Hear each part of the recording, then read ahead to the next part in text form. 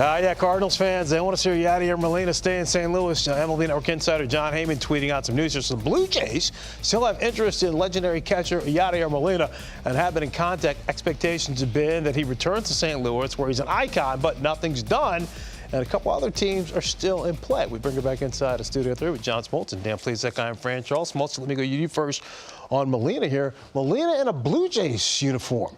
Interesting. Yeah, no, I don't see it. But that doesn't mean it can't happen. Right. You know, I think the trade and signing of Nolan Arenado takes the pressure off the offensive production you might not get from Molina. He is absolutely the best at his position with the pitchers controlling the game. Yes, he's a warrior, and I think he belongs to retire in St. Louis. Now, they're going to work that out, but I really believe that the trade does help get him back there, because now offensively, they're a much better team offensively than they were last year with their power outage. 38 years of age. I mean, I know he wants a multi-year deal. Cardinals, if they're in contact with him every week and their representatives, but I think they want to keep it to 1 year. So if the Blue Jays come up with 2 years and $30 to $35, $40 million.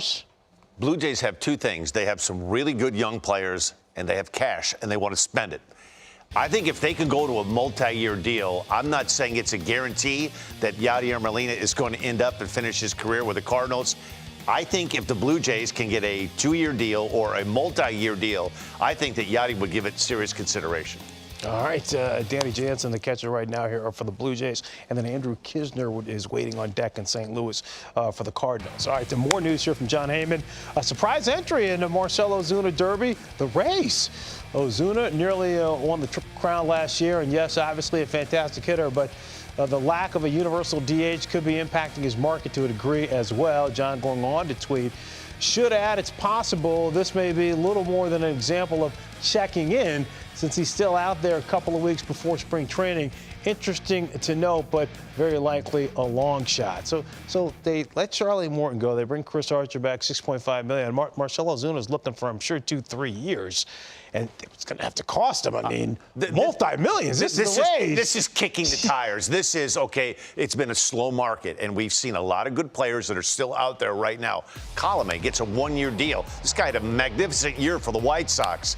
I just think it's a case of the Rays trying to bargain shop in case something doesn't happen.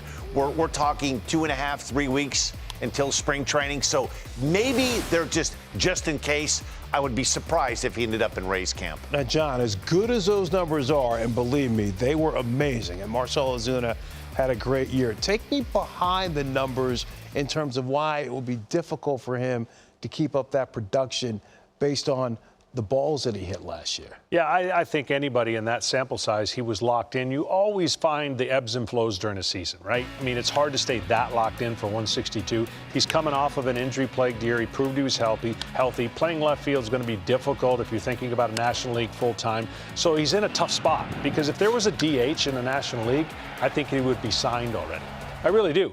I think it limits him to an American League style. I don't think the Rays have any chance of signing him, but it's nice for them to be checking in. And I think that the slowness of this is going to carry on a little longer than he would like, until they figure everything out about how the season's truly going to move forward. And he's probably figured, look, I mean, he signed a 1-year deal before with the Braves and kind of felt, hey, I'm going to take that and prove myself. And then he proved himself. And he's like, where's the money? I mean, show me the money.